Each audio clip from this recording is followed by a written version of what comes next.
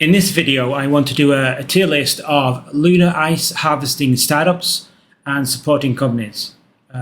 So I want to basically categorize space startups, companies, agencies, and other entities that either support or enable lunar ice harvesting. And I'm going to do it as a tier list. You can see it here if I just put myself in the corner. So I've got a number of categories or tiers, as it's called, and I basically have a whole series of companies and startups, and I'm going to assign them to the each category. And this is my idea is trying to come up with a comprehensive list of space startups and other agencies and entities that are in some way connected to harvesting the moon for water ice.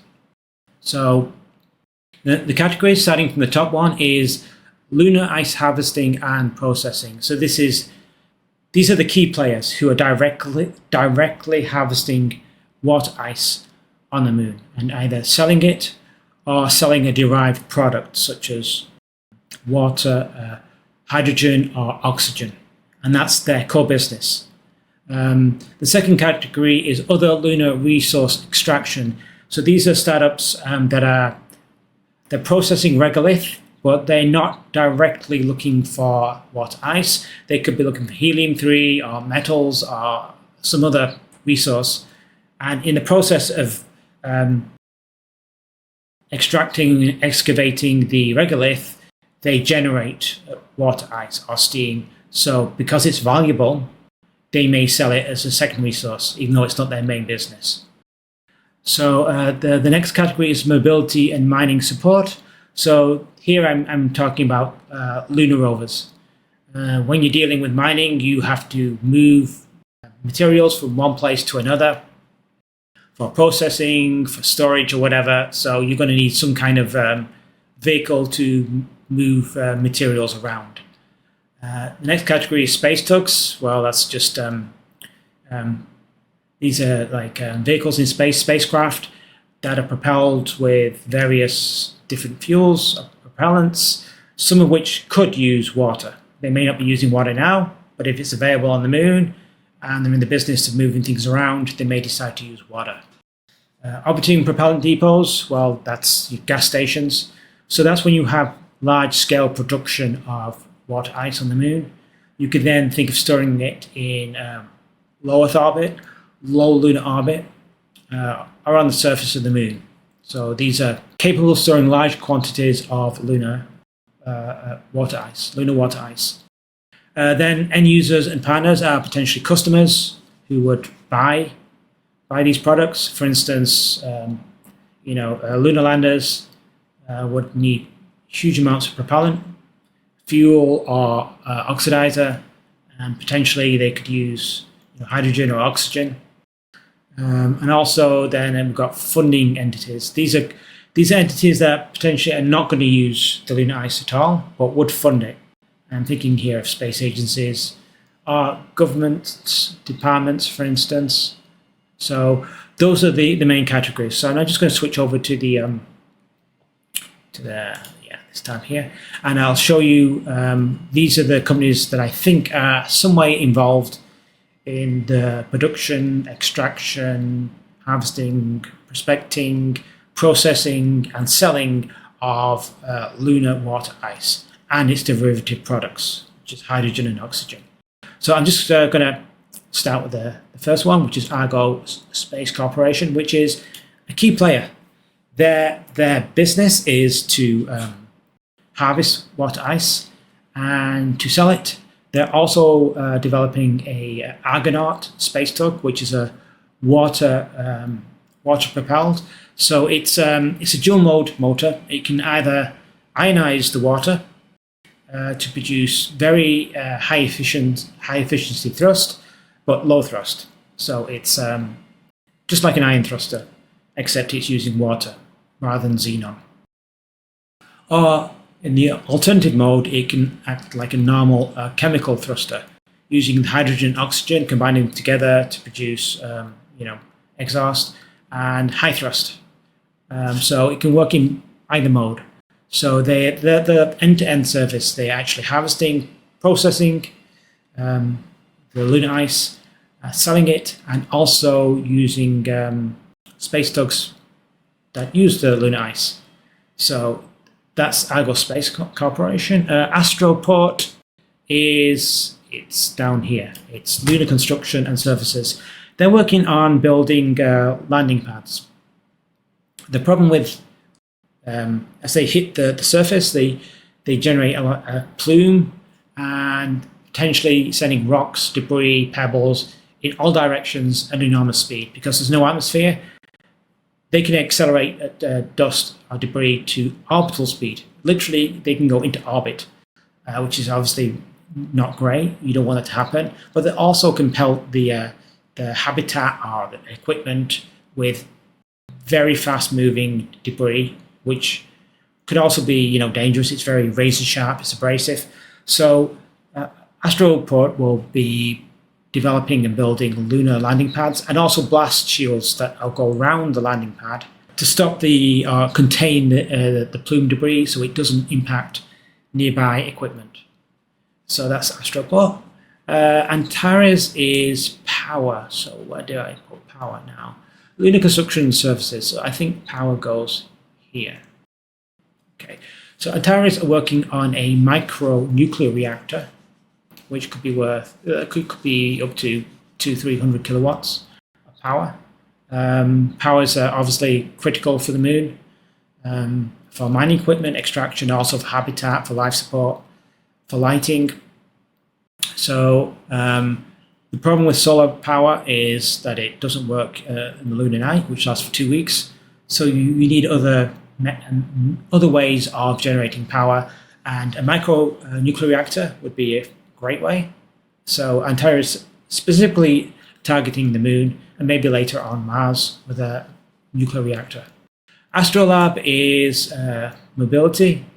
They're working on a lunar rover, and they're part of NASA's competition for lunar rovers. This is a large rover. It can carry 2 astronauts. It can carry a large amount of cargo, so perfect for moving lunar regolith from one point to another. They also have a partnership with another company on here. I think it's Ethos Space Resources. So they will be depositing one of their pieces of equipment on the moon, maybe 2026. We'll see how that goes. But they're already partnering with some lunar space startups. Astroscale is space tugs. They're in the business of doing satellite life extension, orbital debris removal, and refueling. This is in low Earth orbit, but they could easily do that around the moon as well. So they already have some business with U.S. Space Force, U.S. Department of Defense. They will be refueling a Tetra 5 satellite from Space Force next year. And they'll be working with Orbit Fab as well. They'll actually be taking their satellite. Once it's refueled the Space Force vehicle, they will rendezvous with Orbit Fab, a refueling tanker, and refill the spacecraft, and then go and provide propellant to a second US Department of Defense asset. That was in Space News last week. So Astroscale are definitely involved in space tugs and mobility in space. Blue Origin HLS lander is potentially an end user. They use hydrogen and oxygen on their lander. And if you're harvesting lunar ice, you can produce hydrogen and oxygen, which is exactly what the Blue Origin lander would need. So potentially it allows reuse of the lunar lander to take off again, and rendezvous, somewhere in lunar orbit and deliver another payload, or it could hop somewhere else on the moon. So Odyssey is a orbiting propellant depot. I did a video on this maybe a month ago. This is an ESA concept for a propellant station. They will be awarding contracts for European space startups to work on getting to this point where they can dock with a propellant station. So they have a number of what they call in-space concept missions, one of which is autonomous rendezvous. The second is storing propellant in space, cryogenic propellants. This would be liquid hydrogen, liquid oxygen, maybe liquid methane, who knows, maybe in the future water. So there's some funding from ESA for that, so I put that there. And ESA is I guess you put it as a funding entity, European Space Agency. It's involved in Artemis, heavily involved in Artemis, Gateway, and Orion. So it's heavily involved in everything that's happening in low Earth orbit, cislunar space, around the moon. It also has ESA Moonlight, which is a lunar data relay constellation it's building on. And communication is also essential for the moon. So, yeah, they would provide funding, I'm sure. Ethos Space Resources, I would put right up here. They're not focusing on producing water, but they are focused on liquid oxygen. Basically, I don't know if you can see from this image here, they will be melting the lunar regolith to produce bricks that could be used for landing pads. Very strong bricks, actually stronger than concrete. But one of the results of that is they produce liquid oxygen, which they would then store and sell. So yeah, they're in the same business as Argo, but not focusing so much on water, more on the liquid oxygen. Honda is, I would put them here. They're working on fuel cell technology. That is, they will take water and then using solar panels, they will crack the water, they'll electrolyze the water into hydrogen and oxygen and store that under high pressure. They don't actually liquefy the water, they just store it as gases under high pressure. And they do that during the lunar day when there's solar power. And at night, they reverse the process. They take the hydrogen and the oxygen, combine it together, that produces electricity and water. So it basically is a dual-use, fully enclosed, closed-loop system that produces water during the lunar night and electricity. And during the day, it cracks the water back into hydrogen and oxygen. Of course, the oxygen could be siphoned off for life support or whatever. So I put them as a supporting service. They support a lunar base and so on with power. They also potentially would buy water since the system uses water. iSpace is a Japanese space startup heavily focused on lunar resource extraction processing of all kinds. They currently have a lunar lander on the way to the moon. It actually launched in January. It's taking a very long, slow path towards the moon. It's gone past the moon into deep space. It's headed back now towards the moon and should land on the moon in June. They're very focused on lunar extraction processing of regolith. So I put them up there. Intuitive Machines are working on a lunar lander, so that would be mobility. They're one of the 3 contenders for NASA for crewed lunar lander. Their lunar lander is called Moonracer. I did a video on it last week. It could support 400 kilos directly on the lunar lander and lunar rover, and 800 kilos on the trailer attachment behind. So over one ton of payload. So that would be suitable for like moving regolith to or from somewhere. Impulse Space is a space tug, goes here.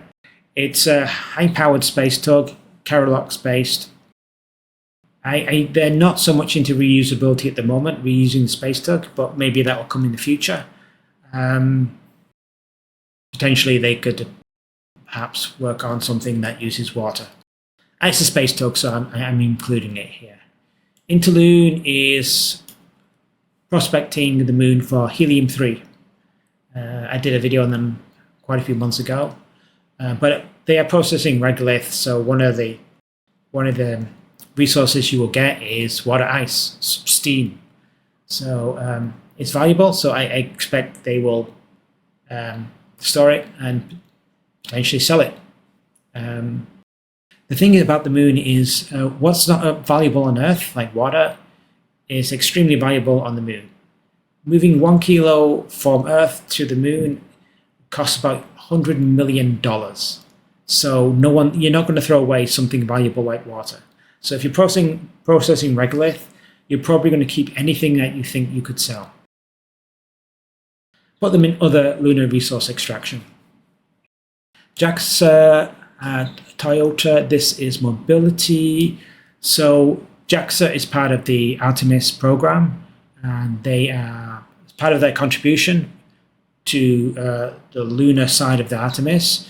They are contributing a lunar rover they can call it a lunar cruiser. And it's actually Toyota will be the prime contractor. Some of the companies like Mitsubishi are involved, but the prime contractor is Toyota. So obviously it would be a large Land Rover. I think it's pressurized as well, supports crew, and potentially it can carry a lot of materials as well. JAXA funding entity, they're interested in the moon. They're part of Artemis, and as just mentioned here, they're working on the lunar rover. They support iSpace as well, which is involved in lunar regolith and lunar processing. Lunar Outpost, that's another rover. So you have, apart from the JAXA rover, the rest are all involved in NASA's program for crewed lunar rovers. So it's Astrolab Flex, Intuitive Machines Moonracer, and Lunar Outpost. I think they call their vehicle Eagle. So yeah, there's quite a few lunar rovers being developed and funded at the moment. Momentus is a space tug, and it's water-based. It uses water, ionizes the water, so it's like an ion thruster. They've had a number of space tugs in space. Vigoride, I believe, is the name of the satellite of the space tug, and it has managed to move satellites around in space, so it's proof of concept that it works. They've had funding problems recently, so they're kind of underfunded, I believe, at the moment, but they're still around. They produce space tugs, and their space tugs use water, so highly irrelevant. NASA funding agency, they have various programs. Break the Ice Challenge, directly relevant for lunar ice. They also have the CLIPS program, Commercial Lunar Payload Services. They're funding Artemis, the human landing systems. So obviously they're spending a huge amount of money on the moon and lunar resources extraction processing. Offworld is, where are they? They are definitely involved up here somewhere with processing lunar regolith. I don't know if they have plans directly to produce lunar water ice, but definitely they have prospectors, excavators, and processors using autonomous drones. These drones are like fully autonomous, there's swarms of them. They communicate with each other, and they're able to like extract and process regolith. Orbital Mining Corporation is, well, that's kind of, I can put it up here. I could also put it down here because they want to produce power on the moon, but they also are prospecting and producing propellant. So they're working on DC microgrids, like that's an energy grid for the moon to connect all the other energy resources like solar, nuclear, fuel cell technology into a DC microgrid. But they also have plans to prospect for resources on the moon and to generate propellants, liquid oxygen and liquid hydrogen. Orbit Fab is working on, well, space tugs and kind of orbiting propellant depots. They're working with Astrolab to provide or to refill a US Space Force Tetra 5 satellite. So Astroscale is doing the refilling, but they're getting the propellant from an Orbit Fab tanker. So in this case, they're using hydrazine, but Orbit Fab definitely have interest in the moon and in ISRU. They're teaming up with various other startups, including some that are focused on the moon. Quantum Space is a space tug, a bit like Impulse Space, but they are more focused on having their space tug be reusable. In fact, they mentioned 15 times reuse. For that, they would have to refill their space tug, while Impulse Space is more like one space tug per mission. And Quantum Space are more about reusing the space tug, keeping it in space and just refilling. Spatium is a orbiting propellant depot, a space startup, but they have plans to, as you can see there, orbiting propellant depot, store propellants in space. They've got robot arms at the front here, solar panels. So yeah, they're a new company, but definitely they would be interested in, potentially they could be a customer for Lunar Water Ice. HLS Lander is potentially a end user. The Starship has a liquid oxygen tank that can store 1,000 tons of oxygen, liquid oxygen. So potentially, if that was refilled, they could, send more stuff to the moon, from the moon back to Earth, and so on. Spanner Space is, I would put them as Lunar Construction Services. They do these excursion habitats. So away from the main lunar base, you could have an excursion habitat that can be put near a crater. So you can travel to a near a crater, put up this habitat. I think you can stay there for 1 or 2 weeks. It has fuel cell technology to produce power and energy. And, you're on a rim of a crater, you can do some science, do some exploration for a week or two, and then you head back to the main base. So that's Spartan Space. Starpath Robotics, they're a part of the NASA Break the Ice Challenge. They're about prospecting for lunar ice. Vehicle, it can extract, collect lunar regolith, and then take it back to somewhere it can be processed. And tourists, potentially end users and partners. Tourists, once there's a way to get to the moon and stay on the moon, you'd have private tourists wanting to spend a week or two there, and they potentially want to use water, and for showers or whatever, or for drinking water, and like for fueling fuel cell technology and so on. So potentially you'd have tourists at some point. I think that is, there's some more. There's UK Space Agency, which is a funding entity. They had an Aqualunar challenge. And also the Canadian Space Agency was involved in this. And this is basically funding to work on technology to process lunar ice and extract water and oxygen and hydrogen from it. US Space Force, that is end user. Their Tetra 5 satellite is being refilled in 2026. It's using hydrazine, but in the future, potentially they would use water as well. TransAstra is involved in prospecting for water or other resources. I think it's water, so I'll put them up here. I don't know much about them. I've not done a video on them yet. And Volta is to do with power. So they have a little lunar rover there, a small one, but it takes beamed power. So you'd have satellites around the moon that use collect energy using solar panels, and it can beam the energy directly to the lunar rover. So yeah, you can see it there. So that's Volta Space, a small space startup. So as you can see, there's many different companies involved in potentially the ecosystem of lunar water ice harvesting, prospecting, processing, selling, and buying. So yeah, this is a video on I think all the companies that are connected with it in some way. So yeah, thank you for watching.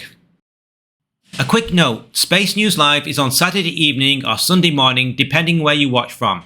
I recap the videos I posted this week, answer questions, respond to comments and chat messages, cover any missed news, and preview upcoming content. I'd love for you to join if you can.